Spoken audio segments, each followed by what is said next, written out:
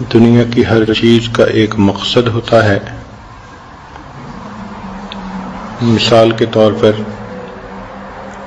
گھر کے اندر بلب لگا ہوتا ہے تو اس کا مقصد ہوتا ہے روشنی کا پہنچانا۔ گھر کے اندر لوگ گائے پالتے ہیں، اس کا مقصد ہوتا ہے دودھ دینا۔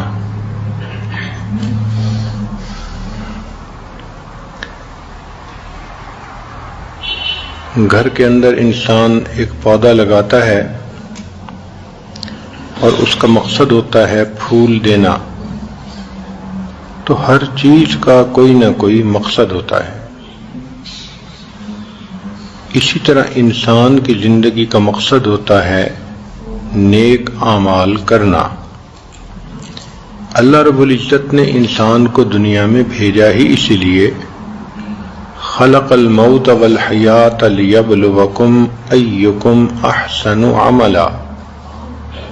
اللہ تعالیٰ ارشاد فرماتے ہیں کہ موت اور حیات کو پیدا کیا کہ یہ آزمائیں کہ تم میں سے کون اچھے عمل کرتا ہے۔ تو نیک اعمال کا کرنا یہ ہمارا مقصد زندگی ہے۔ اگر کوئی چیز اپنے مقصد کو پورا کرنا چھوڑ دے تو وہ بے قیمت ہو جاتی ہے، اور مقصد کو پورا کرتی رہے تو وہ قیمت والی رہتی ہے۔ اس کی مثال یوں سمجھیے کہ اگر گھر میں ایک بلب پڑا ہے تو باپ اپنے بچے کو اس کے قریب بھی نہیں جانے دیتا۔ اگر دیکھے کہ بچہ اس کو ہاتھ لگا رہا ہے تو بیوی کو ڈانٹ پڑتی ہے کہ تم نے بلب کو ایسی جگہ رکھا ہی کیوں؟ تم نے بچے کو سمجھایا کیوں نہیں؟ حالانکہ اس کو اپنے بچے سے کتنی محبت ہے، لیکن 1 روپے کے بلب کو ہاتھ لگا لے تو بچے کو ڈانٹ پڑتی ہے، یہ ٹوٹ جائے گا، یہ خراب ہو جائے گا، اس کو مت ہاتھ لگاؤ۔ اس لیے کہ وہ بلب اپنے مقصد کو پورا کر رہا ہے۔ اسی طرح انسان نے گھر میں گائے پالی تو اس گائے کو چارہ بھی ڈال رہا ہے، نہلا بھی رہا ہے، اس گائے کا گوبر خود اٹھا رہا ہے، اس کو کبھی سردی میں اندر کمرے میں باندھتا ہے اور کبھی باہر لا کے باندھتا ہے۔ یہ اشرف المخلوقات ہو کر اس جانور کی خدمت میں لگا ہوا ہے، اس لیے کہ وہ جانور اپنے مقصد کو پورا کر رہا ہے۔ اور اگر کبھی اس جانور کو چارہ نہ ڈالا جائے، پانی نہ پلایا جائے، تو جو اس کی خبر گیری کرنے والے ہیں ان کو ڈانٹ پڑتی ہے کہ تم نے اس جانور کو کیوں نہیں چارہ ڈالا، اس کو کیوں نہیں پانی پلایا۔ اسی طرح گھر کے اندر ایک پودا لگایا، اب اس کو کوئی پانی نہیں دیتا اور وہ مرجھا رہا ہے تو ڈانٹ پڑے گی، بھئی اس کو پانی کیوں نہیں دے رہے، ڈی ہائیڈریشن کی وجہ سے یہ پودا مر رہا ہے۔ تو معلوم ہوا کہ ہر چیز کا ایک مقصد ہوتا ہے، جب تک وہ چیز مقصد کو پورا کرتی رہے اس کی قدر و قیمت ہوتی ہے، اور جب وہ مقصد کو پورا کرنا چھوڑ دے تو وہ بے قیمت بن جاتی ہے۔ چنانچہ گھر میں ایک بلب پڑا ہے، اس کو آپ نے اپنی جگہ پر لگانا چاہا لیکن لگاتے ہی وہ فیوز ہو گیا، تو آپ اس کو اٹھا کے ٹریش کین میں پھینک دیتے ہیں۔ یہ وہی بلب تھا کہ جس کو ہاتھ لگانے پر بیٹے کو ڈانٹ پڑی تھی، اور یہ وہی بلب ہے کہ آپ اس کو اٹھا کے ٹریش کین میں پھینک رہی ہیں۔ وجہ کیا؟ کہ اب وہ فیوز ہو گیا، مقصد پورا نہیں کرتا، اب اس کی کوئی قیمت نہیں، اب اس کو بے شک پھینک دو، چاہے وہ ٹوٹ جائے اور چاہے وہ گھر سے دور چلا جائے۔ اسی طرح اگر گائے پالی کہ مجھے دودھ دے گی اور کسی بیماری کی وجہ سے وہ دودھ دینا بند کر دیتی ہے تو مالک اس کی خدمت نہیں کرتا، پھر وہ قصاب کے حوالے کر دیتا ہے کہ جی اب اس کو تم ذبح کرو اور اس کا گوشت کھائیں لوگ۔ جس گائے کو پانی نہ پلانے پہ ڈانٹ پڑ رہی تھی، اب اس گائے کے گلے پہ چھری بھی پھر رہی ہے تو پرواہ نہیں ہے۔ گھر کے اندر جو پودا لگایا گیا تھا، اگر وہ کسی وجہ سے ڈیڈ ہو گیا تو اب اس پودے کو خود اپنے ہاتھ سے اکھاڑ کے پھینک دیتے ہیں۔ یہ وہی پودا تھا جس کے پھول کو اگر بچے نے ہاتھ لگانا چاہا تو بچے کو ڈانٹ پڑی، وہی پھول دیکھنے کے لیے ہوتے ہیں، توڑنے کے لیے نہیں ہوتے۔ اب جب اس پہ پھول لگتے ہی نہیں، وہ مر گیا تو اکھاڑ کے پھینک دیا۔ تو ان مثالوں سے یہ بات بہت واضح ہوتی ہے کہ ہر چیز کا ایک مقصد زندگی ہے، جب تک وہ مقصد زندگی کو پوری کرتی رہے اس کی قدر و قیمت ہے، اور جب مقصد زندگی کو پورا کرنا چھوڑ دے تو اس کی قدر و قیمت ختم ہو جاتی ہے مالک کی نظر میں۔ اب یہ مثالیں ہم اپنے اوپر ذرا چسپاں کریں کہ ہمارا بھی ایک مقصد زندگی ہے، اور وہ مقصد زندگی ہے نیک اعمال کا کرنا۔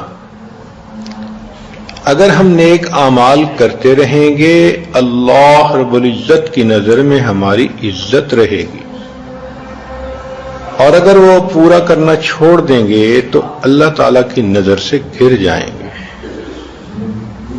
اور جب کوئی چیز بے قیمت ہو جاتی ہے، پھر اس کے ساتھ جو مرضی ہوتا پھرے انسان کو پرواہ نہیں ہوتی۔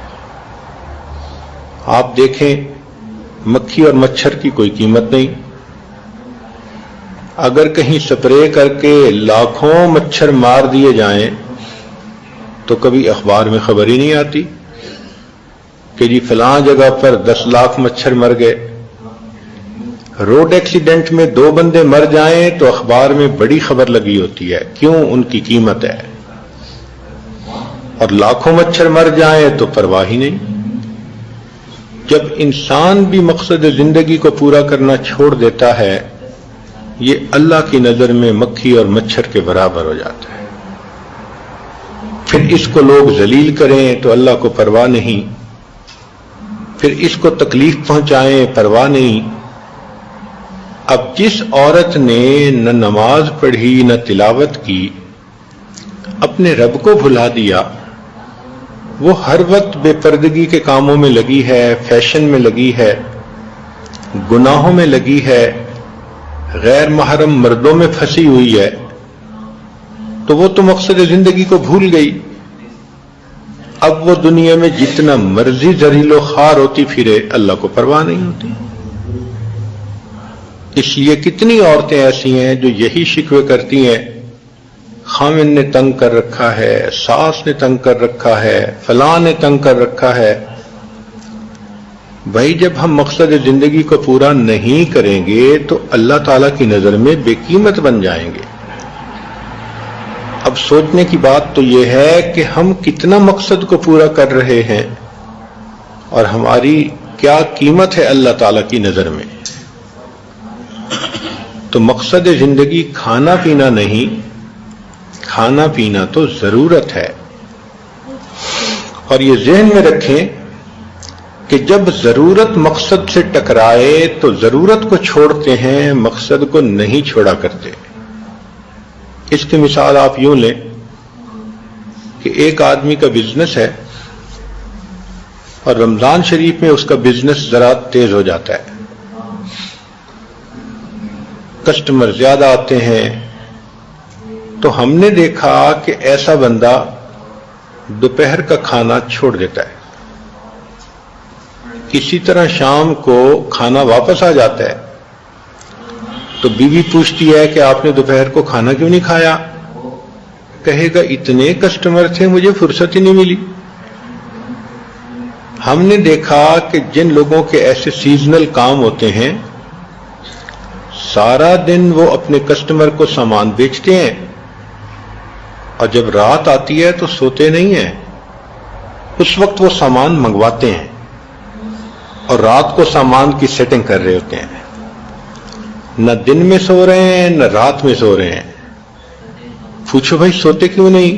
کہ جی ایک رمضان کا ہی تو مہینہ ہے، کوئی بات نہیں، اس کے بعد نیندیں پوری کر لیں گے۔ تو دیکھیے جہاں ضرورت اور مقصد آپس میں ٹکرانے لگے تو انسان نے ضرورت کو چھوڑ دیا، مقصد کو نہیں چھوڑا۔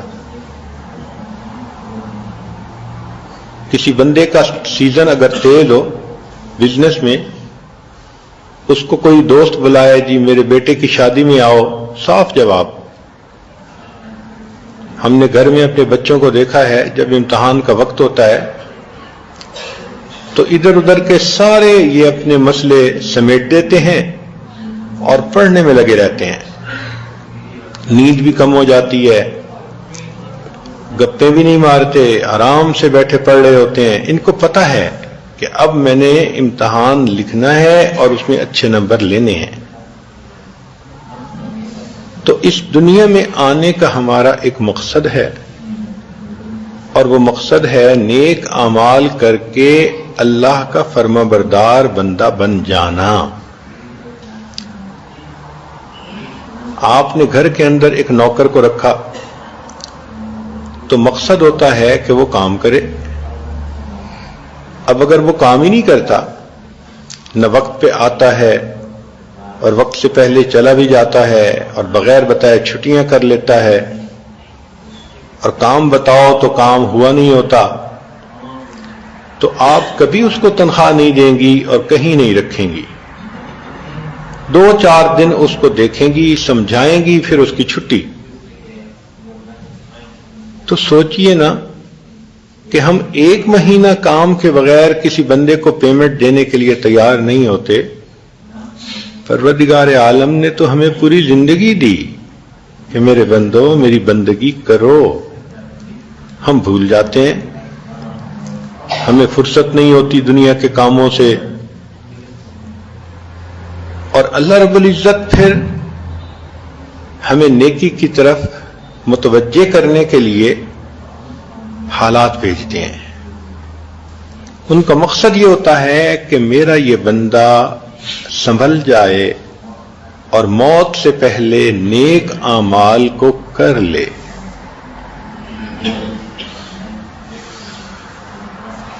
ایک اور انداز سے یہ بات سمجھیے کہ دنیا کے ہر ملک کی ایک کرنسی ہوتی ہے۔ انسان جس ملک میں رہتا ہو، اگر وہاں کی کرنسی اس کے پاس بہت زیادہ ہو تو اس کی زندگی پرسہولت ہو جاتی ہے۔ مال پیسہ خوب ہے تو وہ اچھا مکان خرید لے گا، نئی گاڑی بک کروا لے گا، اچھے کپڑے پہنے گا، بیوی جیولری اچھی پہنے گی، اچھے کھانے پکیں گے، جو بھی اس کی ضرورت ہے آسانی سے پوری ہو جائے گی۔ یہ سب کس لیے؟ کہ اس کے پاس مال زیادہ ہے۔ اس لیے آج کے اس مادہ پرست دور میں جو عورت زیادہ حسن والی ہو اس کو خوش قسمت سمجھتے ہیں، جو مرد زیادہ مال والا ہو وہ خوش قسمت سمجھا جاتا ہے۔ حالانکہ خوش قسمت تو وہ ہوتا ہے جو اللہ کا برگزیدہ اور فرما بردار بندہ ہوتا ہے۔ مگر عورتیں سمجھتی ہیں کہ جو لڑکی بہت خوبصورت ہے اس کے بڑے اچھے رشتے آئیں گے، اس کو اچھا گھر ملے گا، محبت کرنے والا خامن ملے گا، اس کی مرادیں پوری ہوں گی۔ یہ دھوکہ ہے۔ خوش قسمتی یہ کہ انسان اپنے مالک کو پسند آ جائے اور اس کی نظر میں انسان کی قدر و قیمت ہو جائے۔ اس لیے رب کریم نے ارشاد فرمایا من عاد لی ولیا فقد آذنتہ بالحرب، جو میرے ولی سے دشمنی کرے گا میرا اس کے ساتھ اعلان جنگ ہے۔ دیکھیں نا جس کی قدر و قیمت ہے، اب ذرا اس کے ساتھ کوئی ٹکر تو لے، اللہ تعالیٰ فرماتے ہیں میرا اعلان جنگ ہے اس کے ساتھ۔ تو ہم نیک اعمال کے ذریعے اللہ کی نظر میں اپنی قیمت بنائیں۔ تو اگر کسی ملک میں رہتے ہوئے کسی کے پاس کرنسی زیادہ ہے تو اس ملک میں زندگی پر سہولت ہے۔ ہر ملک کی کرنسی الگ الگ ہوتی ہے، یہاں کی کرنسی اور ہے، سعودی عرب کی اور ہے، انڈیا میں اور ہے، پاکستان میں اور ہے، امریکہ میں اور ہے۔ ہر ملک کی اپنی اپنی کرنسی ہے، لیکن جس ملک میں ہے وہاں کی اگر کرنسی ہوگی تو زندگی آسان گزرے گی۔ ایک مرتبہ ہمیں اس کا عجیب تجربہ ہوا۔ عمرے کے سفر پر گئے، بچے ساتھ تھے۔ جب سعودی عرب ایئرپورٹ پر پہنچے تو چھوٹے بچے نے کسی چیز کا مطالبہ کیا، اس کے لیے کوئی چیز لینی پڑ گئی۔ اب ڈالر تو ہمارے پاس تھے، لیکن جس دکاندار کے پاس جاتے وہ کہتا مجھے ریال دو،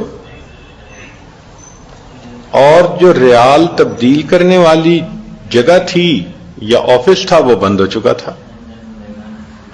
ہم نے لوگوں سے پوچھا، انہوں نے کہا جی نماز کے لیے بند ہوا ہے، آپ کو آدھا گھنٹہ انتظار کرنا پڑے گا، وہ کھلے گا تو پھر آپ کرنسی کو تبدیل کروا لیجئے گا۔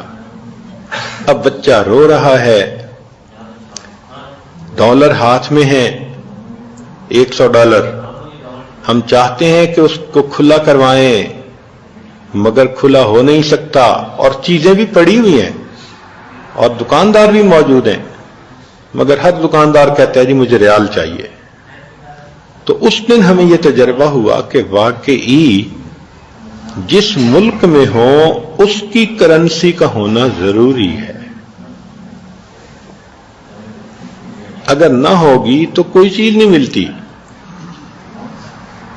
تو جب مختلف ملکوں کی اپنی اپنی کرنسیاں ہیں اور جس ملک کی کرنسی انسان کے پاس ہو وہاں زندگی پرسہولت، اور اگر وہ نہ ہو تو انسان کو مصیبتیں اور مشکلیں، تو یہ بات ذہن نشین کر لیجئے کہ آخرت کی زندگی کی کرنسی نیکیاں ہیں۔ چنانچہ جو انسان خوب نیکیاں کما کر آخرت میں جائے گا وہ آخرت کا ملینر اور بلینر ہوگا۔ اس کے لیے قبر میں بھی جنت کا باغ، اس کے لیے قیامت کے دن بھی عرش کا سایہ، پل صراط بھی تیزی کے ساتھ پار، اور جنت کے بھی سارے دروازے کھولیں گے، جس دروازے سے چاہے وہ اندر داخل ہو جائے۔ تو دیکھیے یہ کیسا خوش نصیب انسان ہے۔ لوگوں کے لیے قیامت کا دن ہزاروں سال لمبا، اور اس نیک بندے کے لیے فجر کی سنتوں کے برابر۔ اور عائشہ صدیقہ رضی اللہ تعالی عنہا فرمایا کرتی تھیں کہ نبی علیہ الصلوۃ والسلام کی سب سے مختصر نماز فجر کی سنتیں ہوتی تھیں، بہت ہلکی پڑھتے تھے۔ تو فجر کی 2 سنتوں کے بقدر قیامت کا دن ہوگا، اس لیے کہ ان کے پاس کرنسی ہے، اور یہ جنت میں جائیں گے تو پھر ان کو اونچے سے اونچے درجات بھی ملیں گے۔ کہا جائے گا تو حافظ قرآن ہے، اقرا ورتل کما کنت ترتل فی الدنیا، ایک ایک آیت کو پڑھتا جا اور جنت کا ایک ایک درجہ چڑھتا جا۔ یہ کیسا خوش نصیب انسان ہوگا کہ قرآن مجید کی ایک ایک آیت کو یاد کرنے پر اس کو ایک ایک درجہ اونچا نصیب ہوگا، اور نبی علیہ الصلوۃ والسلام کے نیبرہڈ میں اس کو جگہ مل جائے گی۔ یہ ہے خوش نصیبی اور یہ ہے خوش بختی۔ اور جس بندے کے پاس نیکیاں نہیں ہوں گی تو وہ بندہ قیامت کے دن بلکہ قبر سے ہی پریشان. قبر جہنم کا گڑھا، اور اٹھے گا تو قیامت کے دن گناہوں کے بقدر پسینہ، کوئی کمر تک پسینے میں شرابور، کوئی اپنے گلے تک پسینے میں شرابور. اور جیسے کوئی چیز جلتی ہے، آپ آلو ابالیں تو جس طرح آلو پانی کے اندر خوب ہیٹ اپ ہو رہا ہوتا ہے، ایسے انسان اپنے پسینے میں ہیٹ اپ ہو رہا ہوگا. ذرا سوچئے تو صحیح، ذرا سا پسینہ آئے تو آج عورتوں سے وہ وقت گرمی برداشت نہیں ہوتی. کچن میں کام کریں تو چولہے کے قریب کام کرنے سے پسینہ ہوتا ہے، تو ہم نے دیکھا لوگ کچن میں بھی ایئر کنڈیشنر لگواتے ہیں. تو دنیا کی تھوڑی دیر کی گرمی اگر برداشت نہیں ہوتی تو جہنم کی گرمی کہاں برداشت ہوگی. آج کسی کے گھر میں پیسے نہ ہوں، وہ عورت اتنی پریشان ہوتی ہے، مجھے بچوں کے لیے چیز لینی تھی، مجھے خامد خرچہ نہیں دیتا، میں بھیک مانگتی ہوں، دھکے کھاتی ہوں. بھائی اگر دنیا میں پیسے نہیں اور اتنا ذلیل ہونا پڑتا ہے تو اگر آخرت میں نیکیاں نہیں ہوں گی تو پھر کتنا ذلیل ہونا پڑے گا. ایک نیکی انسان مانگنے کی کوشش کرے گا اور کوئی نہیں دے گا. یوم یفر المرء من اخیہ و امہ و ابیہ و صاحبتہ و بنیہ. ایک بندے کے پاس ایک نیکی کم ہوگی، وہ بھائی سے مانگے گا، بیوی سے مانگے گا، ماں سے مانگے گا. ماں اس کو ایک نیکی نہیں دے گی. اللہ رب العزت کا قرآن گواہی دے رہا ہے. وہ کہے گا ماں میں آپ کا بیٹا ہوں، اتنی محبت کے آپ دعوے کرتی تھیں اور دھوپ میں مجھے کھڑا ہوتا دیکھ نہیں سکتی تھیں. اماں مجھے ایک نیکی کی ضرورت ہے. مگر اس دن کی ہیبت اتنی ہوگی کہ ماں اپنے بیٹے کو ایک نیکی دینے سے انکار کر دے گی. وہ خامن جو اتنی محبتوں کا اظہار کرتا تھا، قربان ہوتا تھا، خرچ کرتا تھا، کہتا تھا اشارہ تو کرو، لب تو ہلاؤ، جو اس طرح مرادیں پوری کرتا تھا، قیامت کے دن بیوی ایک نیکی مانگے گی، خامد ایک نیکی نہیں دے گا. تو جب اپنے بھی بیگانے بن جائیں گے اور کوئی کسی کے کام نہیں آئے گا، تو آج انسان ان کی خاطر کیوں برے اعمال کرتا ہے اور نیک اعمال کو چھوڑتا ہے. آپ غور کریں، چھوٹی چھوٹی باتوں پہ ہم نماز چھوڑ دیتے ہیں. وہ جی مہمان آ گئے تھے، میں مصروف ہو گئی تھی. وہ جی بس مجھے یاد نہیں رہا، نماز کا وقت نکل گیا. یہ کوئی باتیں ہیں؟ جب مقصد زندگی ہے اللہ کی عبادت کرنا، تو مقصد کو ہم کیوں نہیں پورا کر رہے؟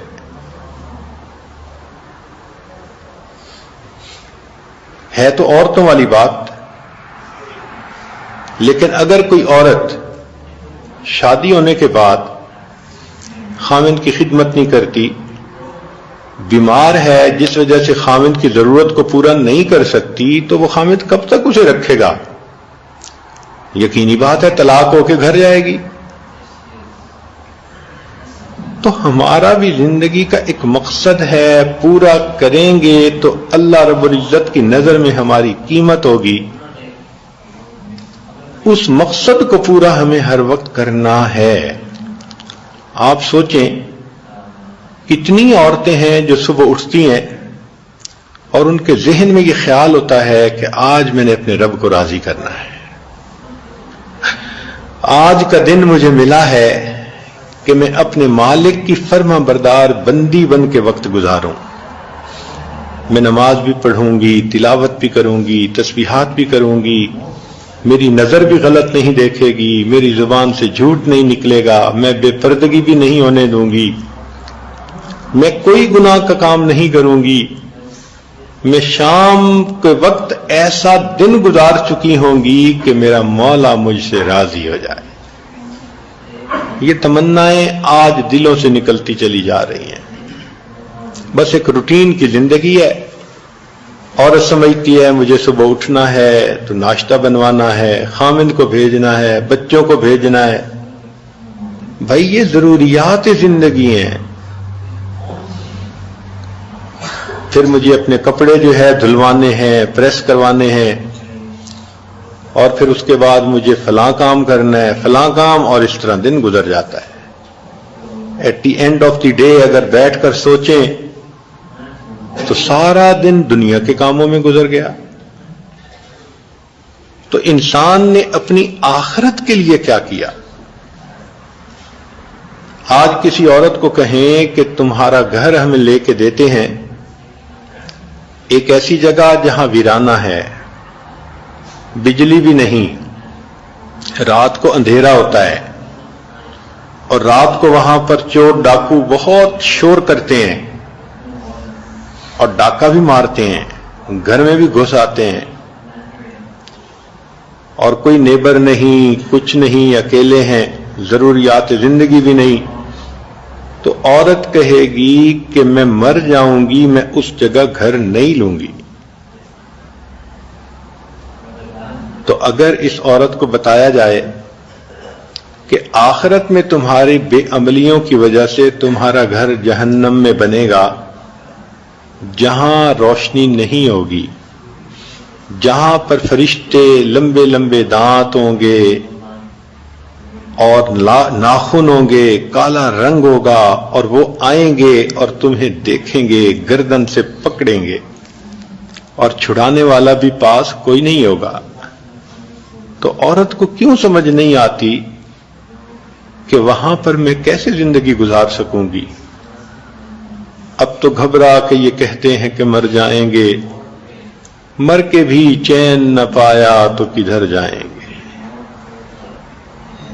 آج وقت ہے سوچنے کا کہ ہم اپنی زندگی اللہ رب العزت کے حکم کے مطابق گزار رہے ہیں یا من مرضی سے گزار رہے ہیں.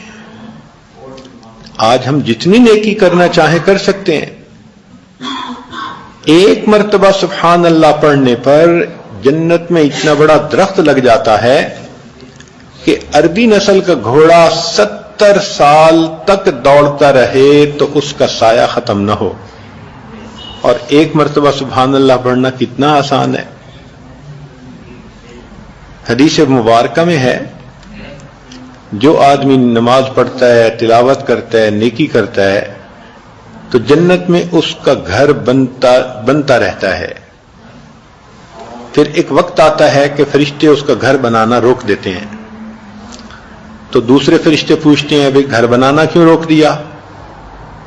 تو وہ کہتے ہیں کہ جی پیچھے سے میٹیریل آنا بند ہو گیا. تو جب انسان نیکی کرنا ختم کر دیتا ہے تو گھر کا میٹیریل بھی ختم ہو جاتا ہے.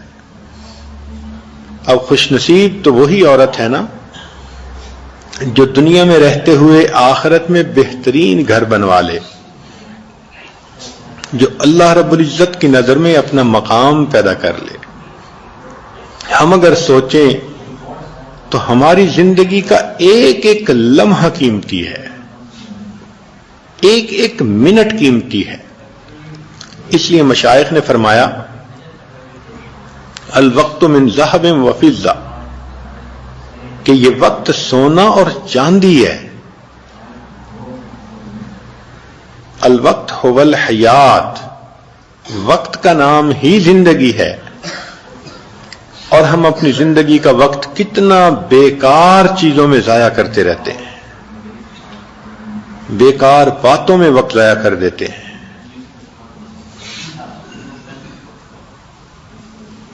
اکابر ایک ایک لمحے کا خیال کیا کرتے تھے اور اپنے وقت کو ضائع نہیں ہونے دیتے تھے،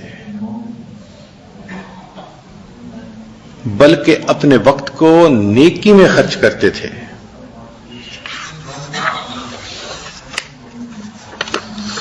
نبی علیہ الصلوۃ والسلام نے ارشاد فرمایا دو نعمتیں ہیں جن میں انسان اکثر دھوکہ کھا لیتے ہیں، الصحہ والفراغ، صحت اور فرصت۔ صحت ہوتی ہے تو اس کی بھی قدر نہیں کرتے، اور اگر فرصت ہوتی ہے تو اس کی بھی قدر نہیں کرتے۔ صحت ہوتی ہے تو پھر نیک اعمال میں آگے نہیں بڑھتے۔ ہم نے ایک آدمی کو دیکھا کہ مسجد میں بیٹھا رو رہا ہے، پوچھا کیا ہوا؟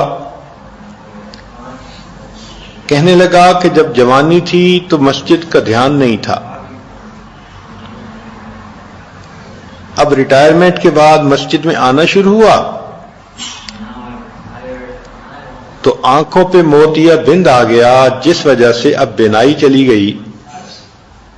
میں چاہوں بھی صحیح میں قرآن نہیں پڑھ سکتا، رو اس لیے رہا ہوں کہ کاش میں نے کچھ چھوٹی چھوٹی صورتیں یاد کی ہوتی تو آج ویسے زبانی ہی بیٹھ کے اللہ کا قرآن پڑھ لیتا۔ اب میں دیکھ کے پڑھ نہیں سکتا، اللہ نے نعمت چھین لی۔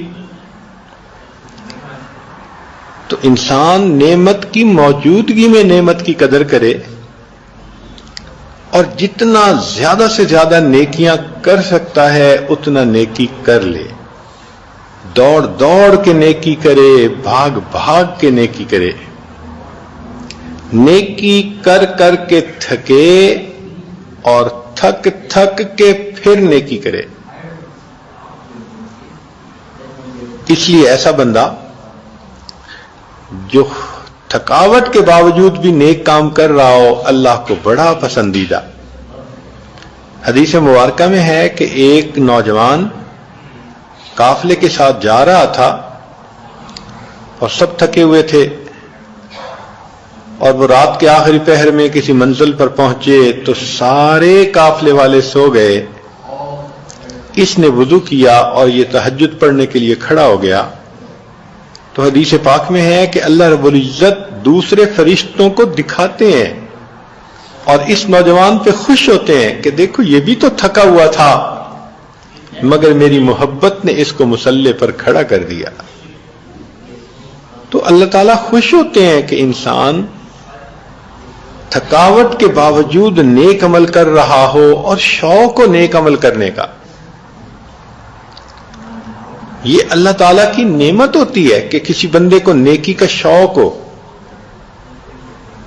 میں اتنا قرآن مجید پڑھ لوں، میں اتنی تسبیحات پڑھ لوں، میں اس سنت پہ بھی عمل کر لوں، میں اس سنت پہ بھی عمل کر لوں، ہر وقت کی یہ سوچ ہو، اور انسان اپنے وقت کو کارآمد بنانے کے اندر لگا رہے۔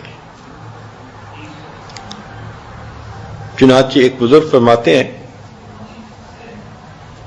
کہ میں ایک مرتبہ گلی میں سے گزر رہا تھا، ایک بچے کو دیکھا کہ وہ الگ تھلگ بیٹھا ہوا ہے اور غم زدہ نظر آتا ہے، ڈپریسڈ نظر آتا ہے۔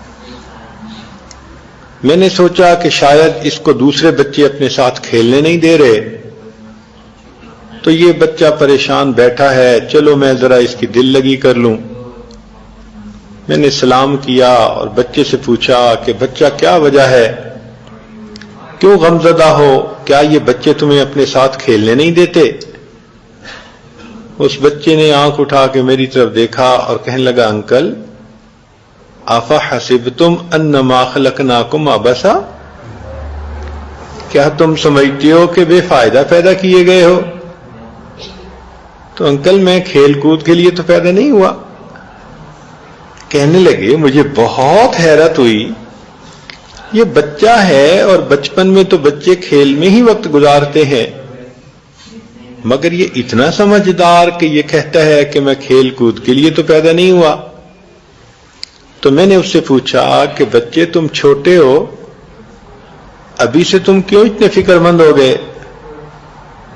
تو اس بچے نے عجیب خوبصورت جواب دیا، کہنے لگا انکل میں اپنے گھر میں دیکھتا ہوں کہ میری والدہ نے چولہے میں جب آگ جلانی ہوتی ہے تو پہلے چھوٹی چھوٹی لکڑیوں کو چولہے میں ڈالتی ہے، آگ سلگاتی ہے، جب آگ جلنے لگ جاتی ہے پھر بڑی لکڑیوں کی باری بعد میں آتی ہے۔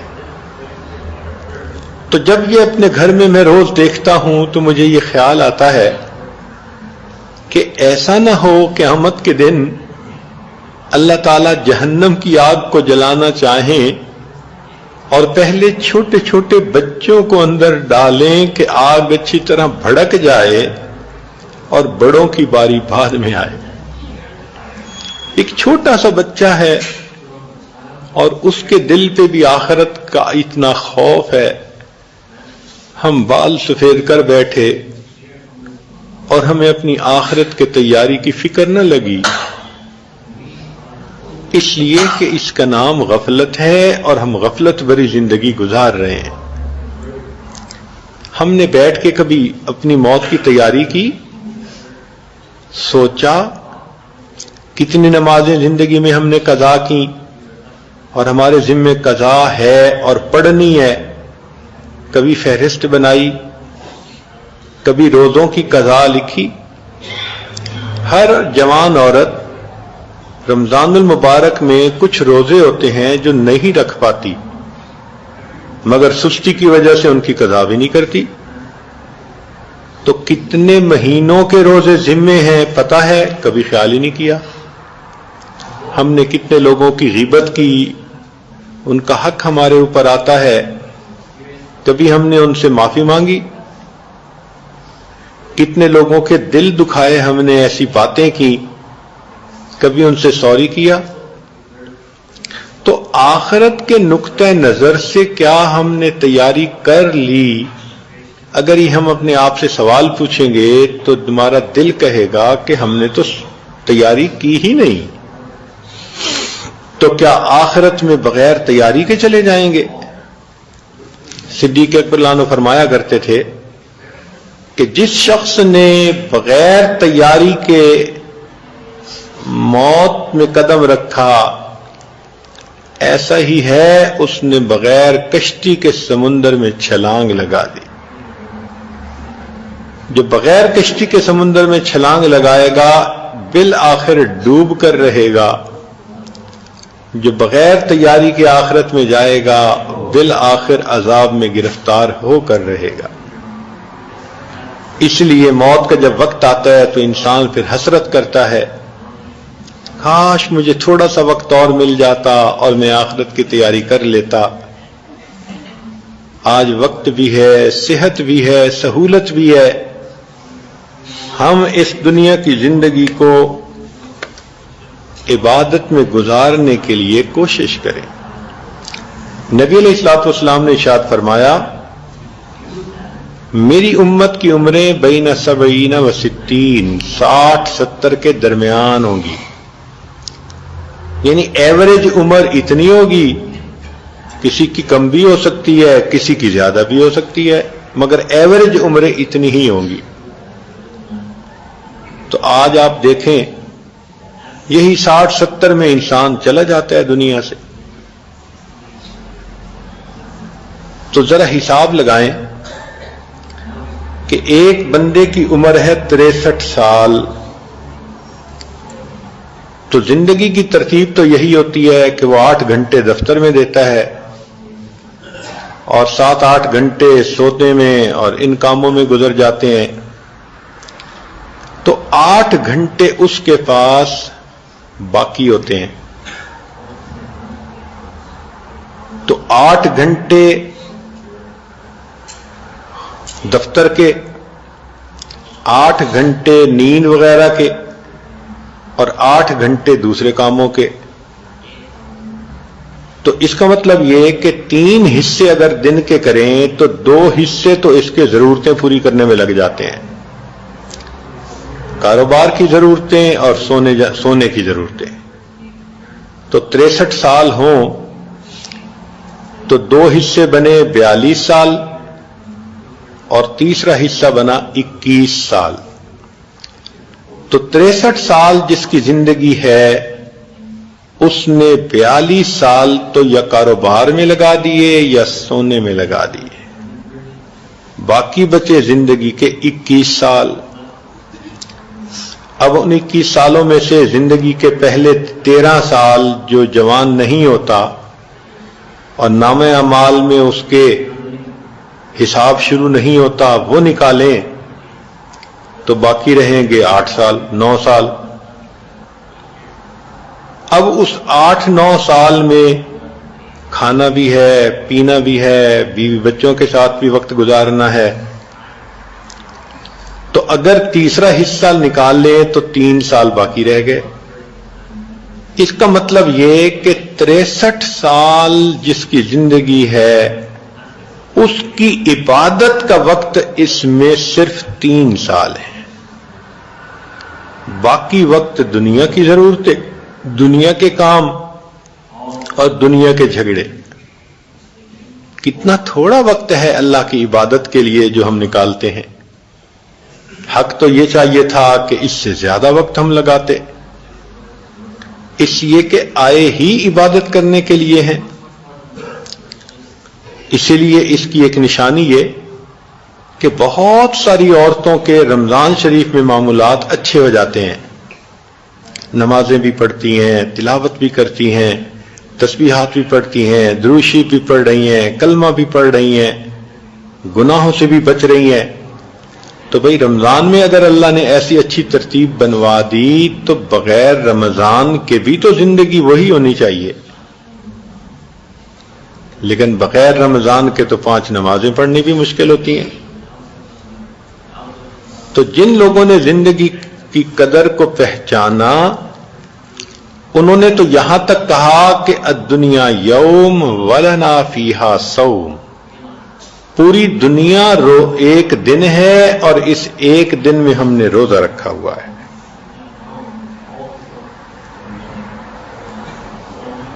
حسن بصری رحمت اللہ علیہ ان کے بارے میں آتا ہے کہ حضر الحسن البصری جنازۃً فلما فرغ من دفنها قال الحسن لأحد الحاضرین للدفن. جب جنازے کو دفن کر کے فارغ ہوئے تو حسن بصری رحمت اللہ علیہ نے دفن کرنے والے لوگوں سے یہ گفتگو کی. بندے کو کہا اتظن ان هذا المیت یود الآن ان یعود الى الدنیا لیزداد من الاعمال من الذکر والطاعت ویستغفر اللہ لذنوبہ. کیا تم گمان کرتے ہو کہ اس میت کو یہ تمنا ہوگی کہ یہ تھوڑی دیر کے لیے زندہ ہو جاتا تو یہ نیک اعمال کرتا، اللہ کا ذکر کرتا، گناہوں پہ استغفار کر لیتا؟ فقال الرجل نعم. بندے نے جواب دیا کہ ہاں. فقال الحسن فما لنا لا نکون کہذا المیت.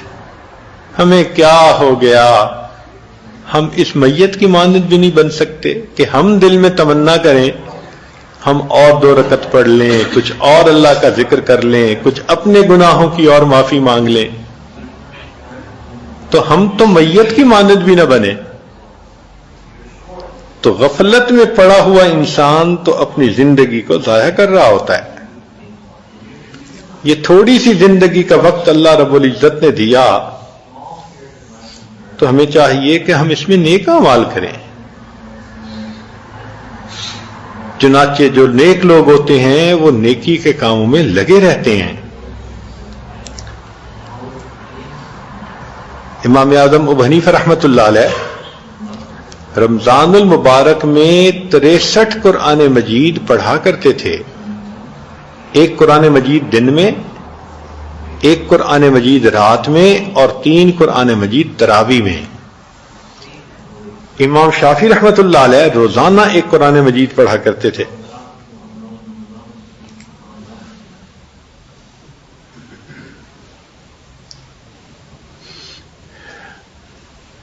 امام احمد بن حنبل رحمۃ اللہ علیہ کے حالات زندگی میں لکھا ہے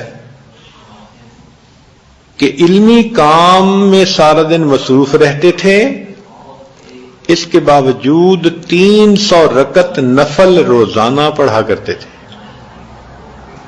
اور جب ان پر امتحان آیا اور ان کو درے لگے مسئلہ خلق قرآن کی وجہ سے تو ان کا جسم کمزور ہو گیا تھا، تو اس وقت وہ 150 رکعت روزانہ پڑھا کرتے تھے۔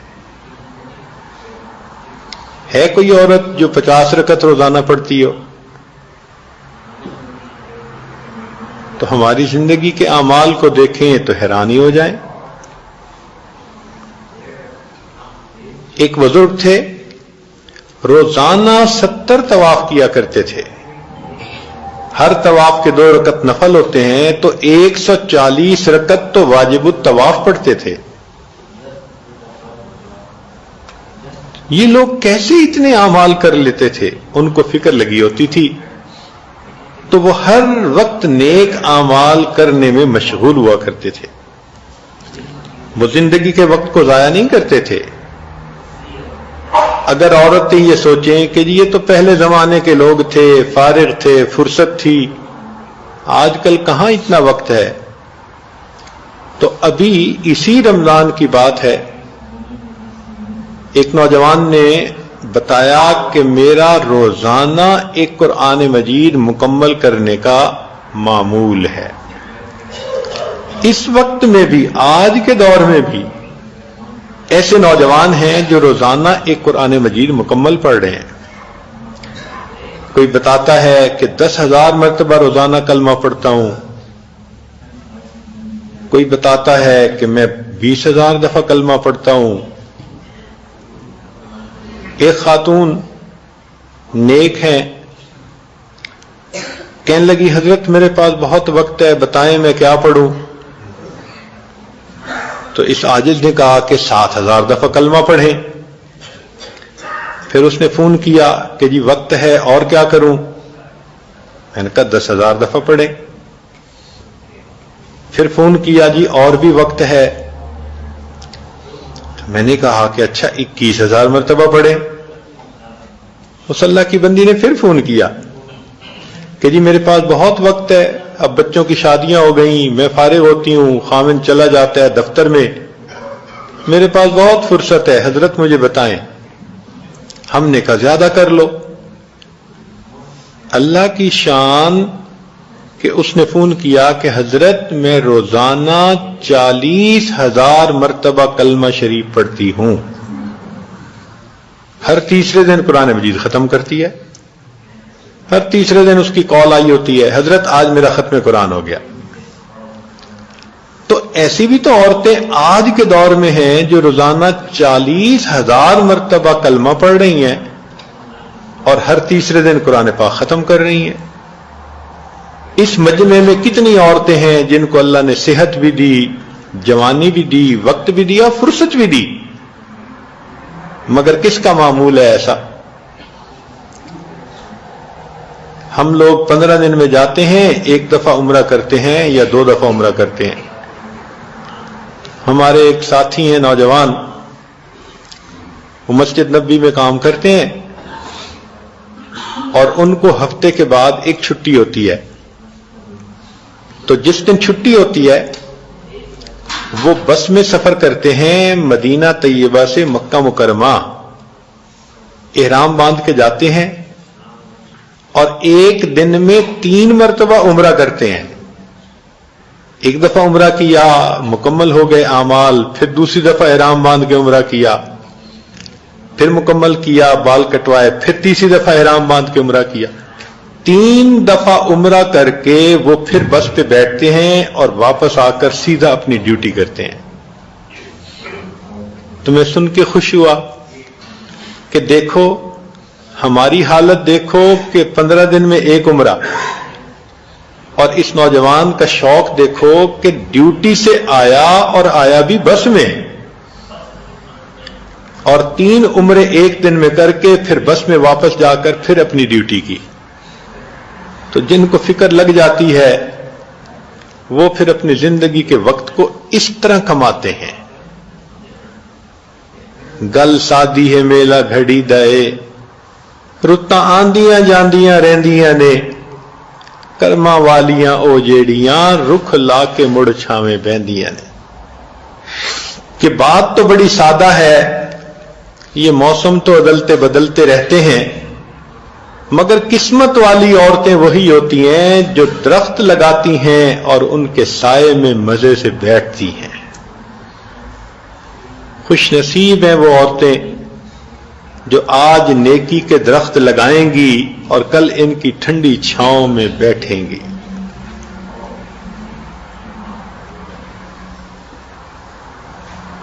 ہم میں سے کس کو پتا کہ کتنی مہلت باقی ہے؟ کتنے لوگ پچھلے رمضان میں زندہ تھے، اس رمضان میں موجود نہیں، اور کتنے ہم میں سے اس رمضان میں زندہ ہیں اور ان کی زندگی میں اگلا رمضان نہیں ہوگا۔ تو اس رمضان سے فائدہ اٹھائیں، ایام زندگی سے فائدہ اٹھائیں۔ یاد رکھنا یہ تھکاوٹیں سب اتر جائیں گی، نامہ اعمال میں لکھے ہوئے عمل باقی رہ جائیں گے۔ ہمارے اکابر اپنے آپ کو اتنا تھکاتے تھے کہ رات کو سونے کے لیے بستر پہ جاتے تھے تو تھکے ہوئے اونٹ کی طرح پاؤں گھسیٹ گھسیٹ کے رکھا کرتے تھے۔ حفصہ بنت سیری محمد ابن سیری رحمت اللہ علیہ کی بہن تھی۔ سارا دن بچوں کو، عورتوں کو قرآن پڑھاتی، اور رات آتی تو عشاء کے وقت سے تہجد شروع کرتی اور سحری تک پڑھتی رہتی تھی۔ زندگی کے 35 سال انہوں نے اس ترتیب پر گزار دیے۔ ایک شخص کہتے ہیں میں رابعہ بصریہ کو ملنے گیا تو میں نے دیکھا کہ وہ چاشت کی نماز پڑھ رہی ہیں۔ میں نے کہا پھر آؤں گا، پھر گیا تو دیکھا ظہر کی نماز پڑھ رہی ہیں، پھر گیا تو دیکھا کہ قرآن پڑھ رہی ہیں، پھر گیا عصر پڑھ رہی ہیں، پھر تسبیحات پڑھ رہی ہیں، پھر مغرب پڑھ رہی ہیں، عشاء پڑھ رہی ہیں۔ میں نے کہا میں عشاء کے بعد آؤں گا۔ دیکھا تو عشاء کے بعد مصلی پہ کھڑی اللہ کے سامنے تلاوت کر رہی ہیں۔ اسی حال میں فجر ہو گئی۔ فجر کے بعد پھر ذکر کرنے بیٹھ گئیں۔ اب بیٹھے بیٹھے ان کو تھوڑی دیر اونگ آ گئی تو بہت ہی ہڑبڑا کے اٹھیں اور دعا مانگنے لگیں، اللہم انی اعوذ بک من عین لا تشبع من النوم۔ اے اللہ میں ایسی آنکھ سے تیری پناہ مانگتی ہوں جو سو سو کے تھکتی ہی نہیں ہے۔ حالانکہ 24 گھنٹے میں لیٹ کے نہیں سوئیں، بیٹھے بیٹھے اونگ آ گئی اور اس پہ اللہ کی پناہ مانگتی ہیں۔ جنہوں نے زندگی کی قدر کو پہچانا انہوں نے ایسے عمل کیے۔ کہتے ہیں کہ پچھلی امتوں کی عمریں لمبی تھیں، جیسے نوح علیہ السلام کی عمر تقریباً 1000 سال، کسی کی 500 سال، کسی کی 700 سال۔ تو ایک عورت ایک نبی علیہ السلام کی خدمت میں حاضر ہوئی اور کہنے لگی کہ حضرت میرے بچوں کے لیے دعا کریں، یہ بچپن میں ہی فوت ہو جاتے ہیں، زندہ نہیں رہتے۔ پوچھا کتنی عمر میں؟ تو کہنے لگی کوئی 200 سال کے بعد فوت ہو جاتا ہے، کوئی 300 سال کے بعد۔ تو وہ نبی علیہ السلام فرمانے لگے کہ اللہ کی بندی، قرب قیامت میں ایک وقت ایسا بھی آئے گا کہ انسانوں کی عمریں ہی 100 سال سے تھوڑی ہوں گی۔ تو وہ عورت بڑی حیران ہو کر سننے لگی اور کہنے لگی کہ اچھا، جن لوگوں کی عمریں 100 سال سے تھوڑی ہوں گی کیا وہ دنیا میں رہنے کے لیے گھر بنایا کریں گے؟ انہوں نے کہا ہاں، گھر بھی بنائیں گے، شادی بیاہ بھی کریں گے، بچے بھی ہوں گے۔ تو اس نے ٹھنڈی سانس لی۔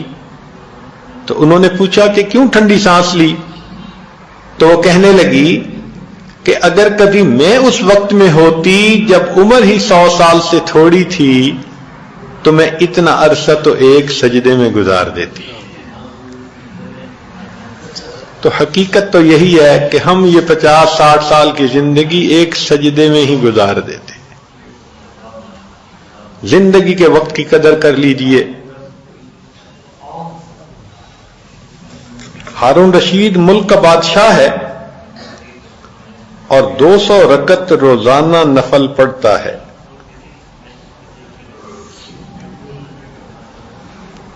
چنانچہ ایک واقعہ سنا کے بات کو یہ عاجز مکمل کرتا ہے۔ ایک شخص کہتے ہیں میں ایک باندی کو لے کے آیا تو میں نے دیکھا کہ وہ سارا دن گھر کے کام کرتی رہتی ہے. عشاء کے بعد مجھ سے آ کے پوچھتی ہے جی کوئی کام میری ضرورت؟ میں کہتا ہوں نہیں. تو وہ وضو کر کے مصلی پہ آ جاتی اور پوری رات اللہ کے سامنے رکوع اور سجود میں گزار دیتی. کئی دن اسی طرح ہوتا رہا. ایک دن میں نے اسے کہا کہ میرا بستر بنا دو. اس نے بستر بنا دیا اور مجھ سے سوال کرنے لگی کہ جی آپ کا بھی کوئی آقا ہے؟ جیسے میرے آقا آپ ہیں اور جو آپ کہتے ہیں میں وہی کام کرتی ہوں، تو کیا آپ کے بھی کوئی آقا ہے؟ تو کہنے لگے کہ اس کی بات نے میرے من کو جگا دیا کہ واقعی میرا بھی تو آقا ہے، مجھے بھی تو اس کو راضی کرنے کے لیے کچھ کرنا چاہیے. یہ عورت اگر مجھے خوش کرنے کے لیے بھاگ بھاگ کے کام کرتی ہے تو مجھے بھی تو اپنے رب کو راضی کرنے کے لیے بھاگ بھاگ کے نیکیاں کرنی چاہیے. کہنے لگے رات کو پھر میری آنکھ کھلی تو میں نے دیکھا کہ وہ عورت دعا مانگ رہی ہے، اللہ آپ کو مجھ سے محبت رکھنے کی قسم. تو میں نے اسے کہا کہ اے لڑکی دعا یوں نہیں مانگو بلکہ یوں مانگو، اللہ مجھے آپ سے محبت رکھنے کی قسم. تو اس پر وہ کہنے لگی کہ دیکھیں اگر اللہ مجھ سے محبت نہ کرتے تو مجھے یوں راتوں کو نہ جگاتے اور آپ کو یوں میٹھی نیند نہ سلاتے. تو اس عورت کی بات ذہن میں رکھیں کہ اگر اللہ کو محبت ہوتی ہے اللہ بندے کو راتوں کو جگاتا ہے. عورتیں تو اس بات کو اچھی طرح سمجھتی ہیں. خاوند کو بیوی سے محبت ہوتی ہے، وہ بیوی کو وقت دیتا ہے، راتوں کو جگاتا ہے، وقت لیتا ہے. تو اگر اللہ رب العزت سے ہمیں محبت ہے تو کیا اللہ تعالی ہمیں تہجد میں جگاتے ہیں؟ آج کی عورت کو شکوہ یہی ہوتا ہے جی خاوند وقت پہ نہیں آتا، ہمیں وقت نہیں دیتا. تو بھائی اگر اللہ رب العزت ہم سے محبت کرتے تو وہ بھی تو ہمیں مصلی پہ بٹھاتے، وہ بھی تو ہمیں تہجد میں جگاتے. نہ مصلی پہ بیٹھنے کی توفیق، نہ تہجد کی توفیق. تو اس کا مطلب تو یہی ہے نا کہ ابھی محبت کا وہ درجہ حاصل نہیں ہوا. اس لیے تو یہ عاجز عرض کرتا ہے کہ یہ کبھی نہ سوچیں کہ میں تہجد نہیں پڑھتی، بلکہ یہ سوچیں کہ میرا یہ تعلق کمزور اتنا ہے کہ اللہ تہجد کے وقت میں میری شکل دیکھنا پسند ہی نہیں کرتے. فرشتے بھیج کے سلا دیتے ہیں. حدیث پاک میں آتا ہے کہ اللہ تعالیٰ جن کو نہیں چاہتے یہ تہجد پڑھیں فرشتوں کو بھیجتے ہیں تھپکی دے کے سلا دو. میں نہیں چاہتا، یہ میرے مقبول بندوں کے جاگنے کا وقت ہے، میں ان کو مصلی پہ کھڑے ہوتے نہیں دیکھنا چاہتا. تو یہ نہیں کہ ہم تہجد نہیں پڑھتے، ہمیں جاگنے ہی نہیں دیا جاتا. آج وقت ہے اپنے گناہوں پہ نادم ہو کر، شرمندہ ہو کر اپنے وقت کو عبادت میں لگائیں. ہر محب محبوب کے ساتھ تنہائی میں وقت گزارتا ہے. کیا ہم اپنے اللہ کے ساتھ تنہائی میں وقت گزارتے ہیں؟ آج کا یہ کوشچن ہر عورت نوٹ کرے اور اس کو اپنے دل میں سوچے کہ ہر محب اپنے محبوب کے ساتھ تنہائی میں وقت گزارتا ہے. کیا ہم اپنے اللہ کے ساتھ تنہائی میں وقت گزارتے ہیں؟ تلاوت کرتے نظر آئیں، تسبیح پڑھتے نظر آئیں، مصلی پہ بیٹھے نظر آئیں. صرف رمضان کی بات نہیں ہے، پوری زندگی کی ترتیب ایسی ہو. کتنا وقت ہم مصلی پہ گزارتے ہیں. اور اگر بس آئے نماز پڑھی اور نفل بھی چھوڑ دیے اور اٹھ کے بھاگے تو اس کا مطلب کہ مصلی سے وحشت ہے، محبت نہیں ہے.